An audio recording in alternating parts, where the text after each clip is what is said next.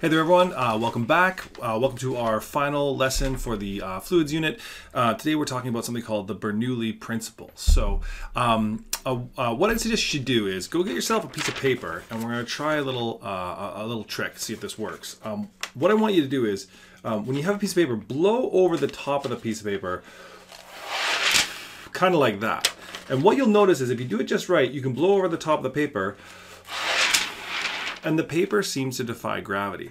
Now, I'm not talking about you blowing on the bottom and pushing the paper with the air.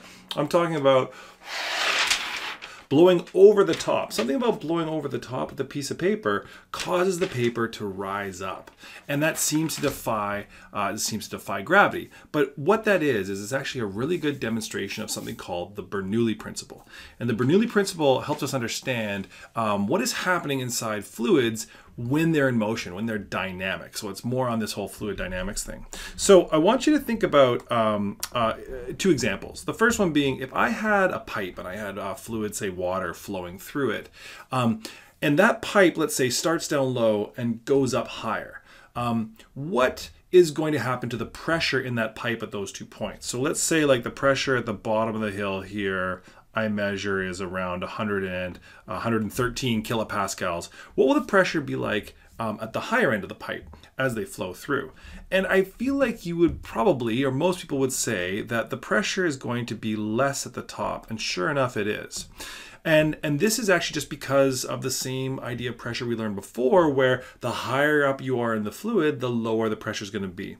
Note that it doesn't matter which way the fluid is flowing in this case. It could be flowing downhill. The higher pressure is always going to be at the lower point. And again, this goes back to what we learned about hydrostatic pressure, that the pressure in the fluid is going to equal rho GH, just due to the weight of the fluid above it. But what's maybe a little bit more surprising or a little bit stranger is this idea here.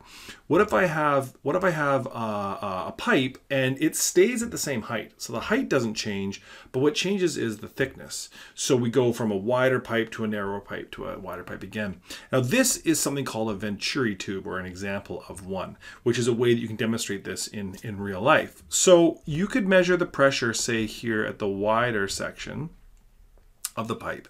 And again, let's just say it's somewhere around 123 kilopascals. You'll note that depending on where I place it, it changes slightly because of the height. But what about here in this other section? Well, as we go from wide to narrow, one thing changes for sure is the speed. So the particles are going to speed up. So in the faster section of pipe, is the pressure going to be higher or is it going to be lower? And I think most people might predict that the pressure will be higher because faster particles certainly sound like they're going to involve more pressure. But as we can see here, if I check the pressure in the narrow section of pipe, the pressure is actually going to be lower. And this is maybe a little bit strange, but this is what the Bernoulli principle predicts for us. That the faster the particles move, the less pressure is going to be felt inside that fluid. So if we go back to our notes here, so we see an example. I've got it. This is a Venturi tube, and you can see that fluid is flowing through from the left to the right. And I've got kind of three sections here. So what is going to happen to the pressure? Let's say I measure the pressure here, P1, and here, P2, and then I measure it over here again, P3. What's going to happen to the pressure across that tube? Where's the pressure going to be the greatest? Okay, so the first thing to notice is that the pressure at that first position when we enter the tube is going to equal the pressure at the third position. Because they're the same diameters, the particles are going to be going the same speed and the height hasn't changed, so they're going to experience the same pressure. But both of those pressures would be greater than the pressure at P2. And that's just because the faster the particles move, the lower the pressure is. So the faster the particles move, the lower the pressure. Now, there are a few different ways to kind of help think about this. You can think about the fact that when they're moving more quickly, there are less collisions creating that pressure. I find the most satisfying way to understand this is to really dig into the Bernoulli principle. And of course, there's an equation that goes with this. And so when we dive into this, hopefully this will make sense why the pressure decreases with speed. So I'm just going to hit you with the Bernoulli principle because there's kind of no polite way to do this. It's kind of a big one. Basically, it says that if we choose a certain point in a continuous tube and we look at the fluid in that tube, the pressure at that point, let's call it P1, plus rho GH1, which is density times G times the height at point 1, plus 1/2 rho V1 squared, which V is the speed at point 1, that is going to equal P2 plus rho GH2 plus 1/2 rho V2 squared. And that's it. And that is a lot when you first see it. But the good news is this actually, we can actually derive this from kind of base principles, and this will make sense. I would highly recommend that you not try and just memorize this formula, that really understand what it's saying, because it'll be so much more useful for you when you try and use it. So the first thing I'd like to point out is, if you look at this, if you kind of squint just right, this kind of reminds you maybe of another formula, which is our conservation of energy. And this very much can be derived from conservation of energy. It's just now we're going to talk about pressures instead of forces. We're going to talk about densities instead of masses. So let's imagine I've got a tube here, and it's carrying fluid. Let's say it's traveling to the right, and I can see that a bunch of things happen here. So for one thing, the fluid goes uphill. Okay, and so it goes uphill, and also the tube gets wider. So let's follow one slug of fluid as it moves along. So remember that the slug is like one little chunk of that mass. And so we can see here, this will be point 1, this will be point 2 up at the top of the hill. So this slug of fluid is going to travel through the pipe at a speed of V1, right? And when it gets to the top, you can see here that this slug is going to be, well, it's going to be shorter, isn't it, right? Because it's going to be the same volume, but it's going to have a smaller length. So I might also point out that this length right here, I might think of this as just being L1, and now this is going to have L2. And at the top, it's moving at a certain speed, which is V2. Okay. Now what else is going on? Well, the original slug of water is going to be at like some certain height above the ground, so I could call that H1, that's the height, and then the slug here would be at another height, call it H2. And you might be saying, well, isn't that H1 just equal to 0? But just bear with me, just for the purpose of the derivation. And then, of course, now this fluid is not going to just flow, right? Like, it's not going to just go uphill for no reason. So we must be applying a pressure here.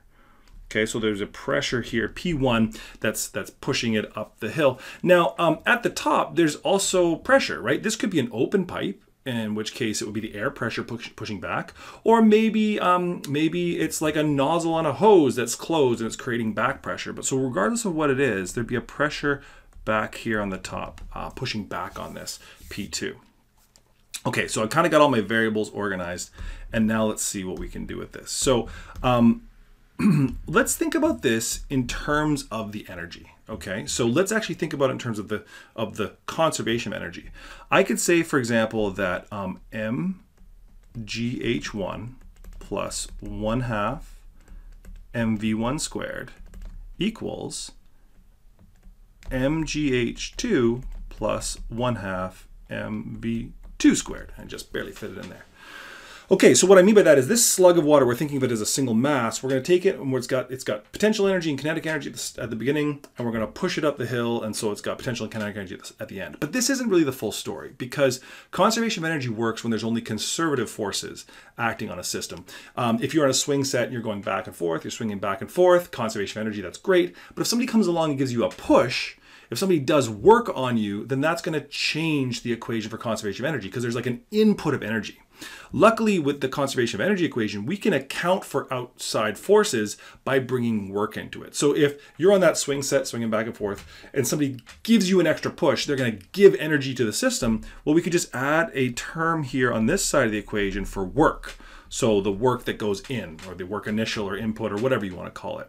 But the same might be true on the other end, because maybe that swing set, as it swings back and forth, has a bunch of friction on it, and that's doing non-conservative work. So some of the energy is being turned into thermal energy. So we need to account for work on the other side of the equation, and I could add it in here. I could say this will just be like work 2. And now, even with non-conservative forces, this whole big mess must be true, right? Because we've accounted for all of our kinetic and potential energy plus all the external forces that might work on it. Well, we can use this to talk about our system here, about the pipe. So what I'm going to do actually is I'm going to take this whole equation here and I'm going to divide the whole thing by the volume. And I'm going to write volume here so that we're clear that that's V for volume, not speed, as is also in the equation. So I'm dividing everything by volume. Okay, now I'm going to rewrite this whole mess, and it's going to be a mess, but I'm going to rewrite it here in a second. The first thing to recognize is this term right here, work.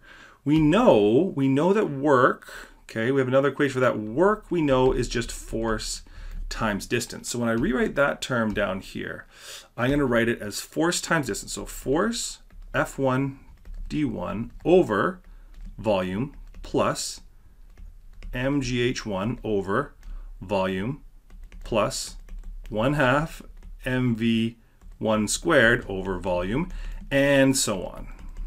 F2 d2 over volume plus mgh2 over volume plus 1/2 mv2 squared over volume. Whew, okay. And now, just before we go too far here, just recognize that if I have this slug of water that's traveling through the pipe, we did this in the last example, that the length of the slug is really the distance traveled. So the length of the slug here is really equal to the distance traveled by the slug in some segment of time, right? And the same thing up at the top here. This is just equal to d2. And remember also that the volume is really just area times length. So the cross-sectional area of the slug times its length, which means this whole thing right here could be written as force times length divided by area times length. And what do you know? Length is going to cancel out. But wait a second, force over area, that also sounds familiar, and hopefully it's jumping into your brain right now, pressure. Pressure is force over area. So this whole term here just ends up being pressure 1. That force times distance over volume is really just pressure 1. Okay, I promise the rest of it's not as onerous as that step. Now let's recognize that I've got, in this second term here, I've got mgh divided by volume. Well, mass divided by volume, that also should sound familiar to you. Mass divided by volume, well, that's just density. Density is mass over volume. So wherever I see mass over volume, I can just rewrite that as density. So I end up with P1 plus rho GH1 plus, and look at the same thing here, I've got mass over volume again. So I've got 1/2 rho V1 squared equals, and the same thing is going to happen here to my other work term. So that's just going to be pressure 2. Plus, and then same thing, I've got rho GH2 plus 1/2 rho V2 squared. Whew, now that's a lot, right? That's a lot going on. But you can see that we got to Bernoulli's equation, and that's where it came from. But I want to just point out at this point here that just something to consider, that these terms in my original equation here, so all of these terms here, work, mgh, 1/2 mv squared, potential energy, kinetic energy, these are all forms of energy. So for example, these are all measured in joules. And so we can turn work into potential energy, or potential energy kinetic energy, or vice versa. And the same thing is true here, except these terms are not energy. These terms are all pressure terms. And so they are all measured in pascals. So what we mean by that is we can turn pressure, we can use pressure to drive a fluid uphill. Or we can use pressure to make a particle move faster. The reason that in this Venturi tube right at the beginning here, the reason that the pressure was lower when the particles were moving faster is because some of that pressure was used to speed up the particles. Some of the energy, like the fluid had to do work on itself to propel the particles faster. So hopefully that gives you an understanding of where this comes from. And what we'll see, of course, just like with conservation of energy, is there's lots of times where things simplify and that you don't have to use the whole equation. But if you really understand where it's coming from, you're going to have a much better time using it. So here's a quick, conceptual question. A small Ranger vehicle has a soft rag top roof, so it can move up or down. When the car is at rest, the roof is flat. And when the car is cruising at highway speeds with its windows rolled up, will the roof bow upwards, remain flat, or bow downwards? And maybe you've had some experience with this. Well, what we can understand is that as this, as the vehicle moves through the air particles are moving over top of the car, and they're moving more quickly than the particles that are inside. And so, as a result, the air particles on top of the truck are going to have a lower pressure, which means the whole thing is going to bow outwards. This is not unlike what we did with our piece of paper. If you blow air over across the top of the piece of paper, it rises up. It literally gets pulled upwards because of the lower pressure on top. Or I guess more appropriately, it gets pushed by the higher pressure that is below into that lower pressure area. Okay, so we're gonna do a couple examples here where we just calculate like crazy, because that's what we do with a new formula. In this example, we got water pressure at 385,035 pascals. It's a very precise measurement. I'm not sure why it's so precise. At street level, and it flows into an office building at a speed of 0.6 meters per second through a pipe with a diameter of 5 centimeters. The pipe tapers down to 2.6 centimeters in diameter at the top floor, which is 20 meters above.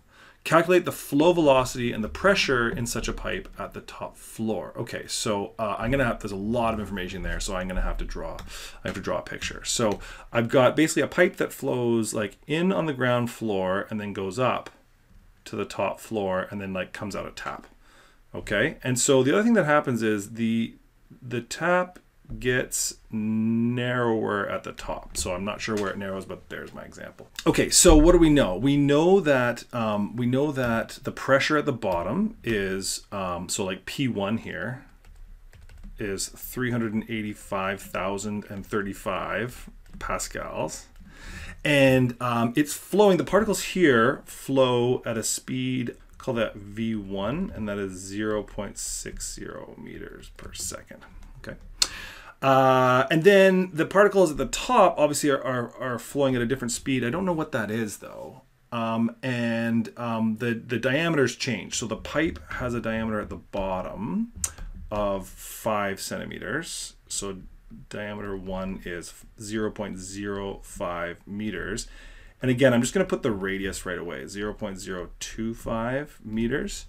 And then at the top, the diameter here, diameter 2 is 0.026 meters, so that means the radius is 0.013 meters at the top. And this whole thing, it goes up in the air, which makes sense because that's how buildings work. And so the height here, H2, where it comes out is 20 meters above. So 20 meters above.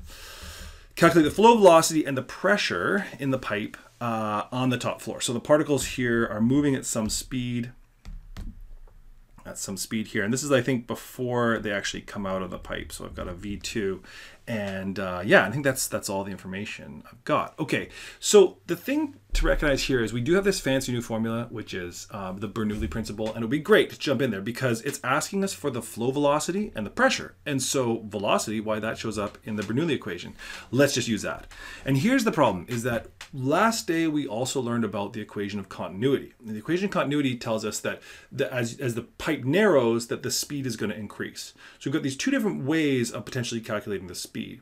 What you need to recognize is, given those two choices, we have to use the continuity equation first, because if we don't, we might break the law of conservation of matter. We might have water disappearing somewhere. So we know for sure all the water that goes into the pipe has to come out. And so we'll always start with our equation of continuity.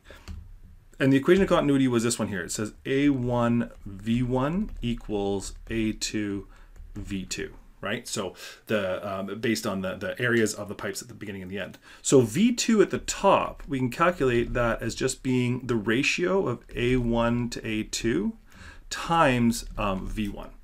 And so this is going to equal pi R1 squared over pi R2 squared times V1. And you'll notice that our pi is going to cancel out. And so really it's just the ratio of the square of the radiuses, right? The velocity is proportional to the square of the radiuses. So this is going to equal 0.025 squared over 0.013 squared times the speed of 0.60. And this ends up being right around 2.21 meters per second. So that's the speed that it's traveling at. Now that we know the speed at the top there, now we can bring in the Bernoulli equation, right? Our big new fancy equation, P1 plus rho GH1 plus 1/2 rho V1 squared equals P2 plus rho GH2 plus 1/2 rho V2 squared. Okay, so that is a lot. The first thing we want to do is we want to see if we can eliminate anything. See if there's anything we can get rid of. And so, for example, you can see it makes sense to just call our starting position, the height of our starting position 0, just like we did with conservation of energy. We'll make that initial position 0, which means this term here is going to go to 0, and that simplifies things. And then you can jump into it. You can go launch ahead and figure it all out. Remember, what we're trying to find here is we're trying to find P2 at the top. But just before we do, it's worth thinking about what should the pressure be at the top? Should the pressure be more or less, or can we not tell? Hopefully you're saying, no, look, the pressure by the time it gets to the top floor has to be less. It has to be less for two reasons. One, because it had to go uphill. So some of the pressure at the bottom had to be used to drive that fluid uphill. But the second reason is it's also going faster. So some of that pressure at the bottom had to be used to increase the speed at the top. So solving this whole thing for P2, which is what we want to know the pressure at the top, P2 is going to equal P1, and then I've got, let's see, I've got plus 1/2 rho V1 squared minus 1/2 rho V2 squared minus rho GH2. And you probably recognize here that we can actually collect some terms here just to simplify things. So I'm going to get P1 plus 1/2 rho V1 squared minus V2 squared minus rho GH2. Okay, so the pressure at the bottom is 385,035 plus 1/2 times the density, which is 1,000, times V1 squared, 0.60 squared, minus 2.21 squared, minus 1,000 times 9.8 times the height, which is 20. Okay, now you can just crank this all into your calculator and spit out the answer, but I'm going to just do one more step just to kind of, just to solidify what's going on here. So I'm going to write this out. I've got 385,035. And then this whole term ends up actually being a negative term, minus 2,262. And of course, this is minus as well, minus 196,000 as well. And we can see here this makes sense. This is what we predicted before, that the total initial pressure, I have to take some away because of the speed increase, and I have to take more away because of the height increase. And so the whole final answer ends up being about 186,000 pascals. Okay, which you can see is still above air pressure, ambient air pressure outside. Okay, so we're gonna do one more example. And this is another kind of classic Bernoulli's principle kind of question. We have a very large storage tank open to the atmosphere at the top, filled with water, and it develops a small hole, a very small hole at that, in the side at a point 9.2 meters below the water level. If this hole is 2 meters above the ground, how far from the base of the tank does the water strike the ground? So this is all kinds of information. We're definitely going to need a really good picture here. So I've got like a water tank. Okay, and this water tank sitting on the ground, but then it develops a hole in the side. Okay, and so water starts shooting out the side. Okay, great. And what the question's getting at here is it's trying to ask us, how far away does it hit from the base of the tank? Okay, so a couple things. We've got water in the tank, obviously, or nothing would flow out of it. And the first thing they tell us is that the hole is 9.2 meters below. This is a very large tank. All of a sudden, that's okay. This is 9.2 meters, 9.2 meters below the level of the water on the top. And it's also 2 meters, it's 2 meters above the ground. So this is just an absolutely enormous tank. Okay, cool. And I guess that's all it tells us. That's it. That's all we got. So this makes sense though, because if you have a tank full of water, you puncture a hole in the side, that it's going to come shooting out the side. Now, hopefully you recognize that the height of the water actually is going to help determine this, right? Like as that tank starts to drift lower and lower, then the water won't come out as fast because the pressure will be less and so on. But yeah, okay, this jives. So let's just start with our Bernoulli equation because, well, it's our fancy new equation, so we might as well use it whenever we can. Pressure plus rho GH plus 1/2 rho V1 squared equals pressure 2 plus rho GH2 plus 1/2 rho V2 squared. Okay, so a couple things to keep in mind here. This is a very large storage tank, as was promised, and a very small hole. So a couple things I want to think about there. It's a it's like a huge tank. It's like at SeaWorld holding whales, and the hole in the bottom is just tiny, tiny, tiny, tiny. So the first thing to think about is that, well, the water is going to come shooting out the side here because it's traveling with a certain velocity. So there's going to be like a velocity there. I'll call that V2. But how fast would the top of the water be moving? How fast would the top level of the water tank move? Like if you were a particle right here, what is V1? How fast is it moving? Well, if this tank is very big and that hole is very small, then the water level will be dropping at like a ridiculously low speed. So basically what we say here is the speed at the top here is just basically zero. Like it's really not moving very much at all. Now, of course, over time it's going to drop, but we can assume that it's basically zero, essentially zero. And so that means this whole term is just going to disappear. This whole thing is done, which is great. And then, well, what else can we do? Well, I could say, for example, the height here, this 9.2 meters above the point, this is like height 1. That's how high high above the exit point the water level is. But what's the height at the hole? Well, height 2 is also just going to be 0, which means this whole thing goes to 0. And so already my life is getting much simpler. So let's think about the pressure. So at the top, we've got a pressure pushing down here on the top of the fluid, call that P1. And then here, where the fluid exits, there's a pressure pushing back in here, P2. And what are those pressures? Well, at the top of the tank, it's the weight of the air column pushing down on it. It's atmospheric air pressure. But on the side of the tank, it's the exact same thing because this hole is open to the atmosphere. So the pressure pushing on the top and pressure pushing on the side are both atmospheric pressure, which means that P1 just equals P2, which means I can now cancel those out of both sides of the equation. So what am I left with? Well, frankly, not nearly that much. So I've got rho GH1 equals 1/2 rho V2 squared. And just for fun, since we're on a roll, let's cancel out our densities. When I solve this for V, this is going to look very familiar. Multiply by 2, take the square root. I get V2 is equal to the square root of 2GH.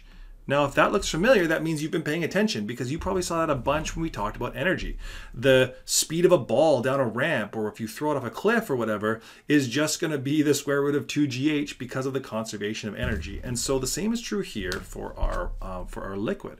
So this is going to be the square root of 2 times 9.8 times the height of 9.2, which gives us a speed of 13.4 meters per second. Okay, that's great. It's not actually what it was asking though, because what it was asking for this distance, how far away does it hit the ground? Now, what is that distance? Well, hopefully what you recognize is what we're dealing with here is just another classic. This is actually a projectile problem. This liquid is shooting out the side and traveling in a half a parabolic arc until it hits the ground. So this distance that I'm traveling here, this is really dx, which is what I want.